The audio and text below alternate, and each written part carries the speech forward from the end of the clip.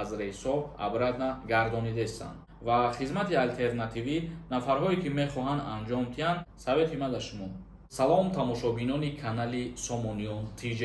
имрӯз мо тасмим гирифтем ки комментарияҳои шуморо танҳо бихонему ва ба саволҳо ҷавоб гардонем. ҳамин нафарҳое ки маро тамошо кардесен, як хоҳиши бародарона аз шумо. агар ки шумо бихоҳен ба нархи 10 сомонӣ соҳиби S-класс бишавен, комментарияро бубинен, як номери WhatsApp закрепит кардагиай, ҳамуро дар телефонтон сохранит кунен ва дар WhatsApp салом бинависонен, информатсияи пурраш барои шумо мерава. ҳамагӣ 70 дона барои шумо падарка ҷудо кардагем. хоб, шурӯъ мекунем мавзӯи имрӯзаро. низом нависондай: ассалому алайкум акаи Сорбон. вазъиятҳо дар аэропортҳо чӣ хел шид? ҳичи кам шидай рейдҳо ё ин ки не? мегуфтӣ ҳолиам гардонидестанд шаҳрвандои Тоҷикистона. вазъият назар ба пештара бигем сабуктар шидагӣ агар дурустай, чунки ҳозир рейд дар мавзӯи ҳамуе рафтестай ки нафарҳое ки мисол забони русиро намедонанд ё нафарҳое ки пештар қарздор будагиянд ё ки ягон штраф доштагиянд, дар ҳамин мавзӯъҳо рафтестай. лекин ба ҳар ҳол мақсад полни тамом шидагӣ нестай ва ягон причина қатъӣ боз бисёри нафарҳоро аз рейсо обратно гардонидестанд. низомиддин нависондай: ассалому алайкум акаи Сорбон. пешравита мехоҳем. зинда ва сарбаланд бошем бародарони азиз. морам ба хотири шумо ҳаракат мекунем ки видео кунем. ҳамид боев нависондай: ассалому алайкум бародар. як савол. мара қапидан бе документ сари суд бироварданд. гуфтанд 3 моҳа видварени гуфтанд. 3 моҳа мешава видварения. вез ма проверка кардам, меган ҳуяй. ҳама видеоҳот ҳами худод ягон асос дора, ака илтимос ҷавоб диҳед. бародари азиз, ҳамин вақти комментария менависонед, як бор ҳамуро аввал хитон бихонед ки мақсад фаҳмо боша, баъд опубликоватш бикунед.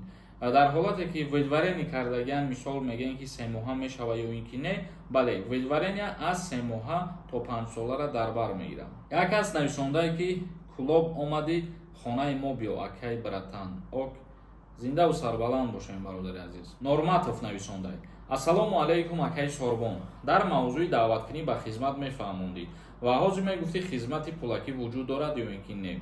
даъваткунӣ ба хизмат моҳи октябр сар мешавад ва хизмати алтернативӣ нафарҳое ки мехоҳанд анҷом диҳанд 54 000 сомон пардохт карда дар муддати 1 моҳ вайни билет дастрас мекунед. лекин шумо аввалан бирем бояд ки номнавис кунед, мақсад ки аз пеши худон пул пардохт карда наметонед.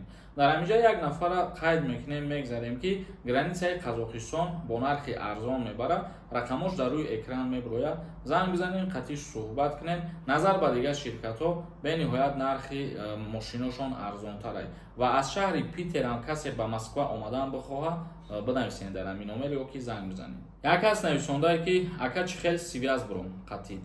ягон савол боша бародари азиз, дар ҳамин комментария бинависонед. бисёри нафарҳо барои чӣ масъалаҳо мехоҳанд суҳбат кунанд нашод ягон документатсия. мо чандин бораҳо мегӯем ки мо ягон намуд тайёр кардани ҳуҷҷатҳо дар сари кор надорем. мисол ягон намуд ба қайдгирӣ дар сари кор надорем, барои патент ё трудовой договор ё дигар корҳо. ин чизо корое ҳастае ки шумо хитон бе посредник амира буд кунед, ба дилпирӣ хитон мебошад. совети ма дар шумо. як кас нависондай: салом ака. як савол доштум шумода. ман 2019 въездим маҳкам шида буд. 3 сола ай Москва набиромадам. ҳуишида бошад. муҳлаташ ки агар ба охир расидагӣ бошад, ана 3 сола, бале, мақсад метавонем ки бо рафту омад кардан мегӯем. як кас нависонда: ассалому алайкум ака. ман 2 сол дар Россияем. Тоҷикистон бирам. бо Россия рафтан метавонам? вақте ки ҳамаи ҳуҷҷатҳои 100% бошад ва қонунӣ кору фаъолият карда бошӣ, бале метавонӣ. як кас нависонда: ассалому алайкум бародарҷон. барои видеоҳотон раҳмати калон. беҳад саволи муҳим доштум. агар ҷавоб мегардондем, беҳад миннатдор мешидем. ман ҳам гражданини Тоҷикистон, ҳам гражданини Россия.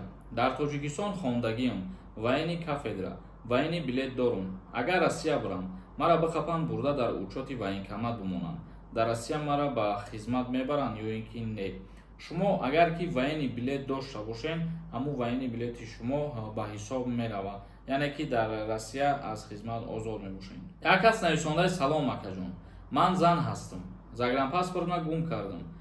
инчунин паспортҳои 3 фарзандонам гум шид. чикор кунам? Дар ҳолате ки дар ҷа нависондаи возвращения народи нӯ бигирем, аз ҳама хубаш ҳамея ки вақте шумо шиносноматона гум мекунед, ба сафоратхонаи ҷумҳурии Тоҷикистон дар Федератсияи Русия муроҷиат мекунед, ба шумо кӯмак мекунанд. Аммо шиносномаҳои хориҷитона нигоҳ кунед, дар варақаҳош нависондагие ки дар ҳолати гум кардани загранпаспорт шумо метавонед ки ба коркунҳои консулгарӣ ё ки ба сафоратхона муроҷиат кунед ва мушкилии шуморо ҳал мекунанд. тамошобинони азиз ва гиромихадр, навори имрӯзара ҷамъбаст мекунем. То видеоҳои оянда, худованд ҳамаи мо шуморо нигаҳбон бошад.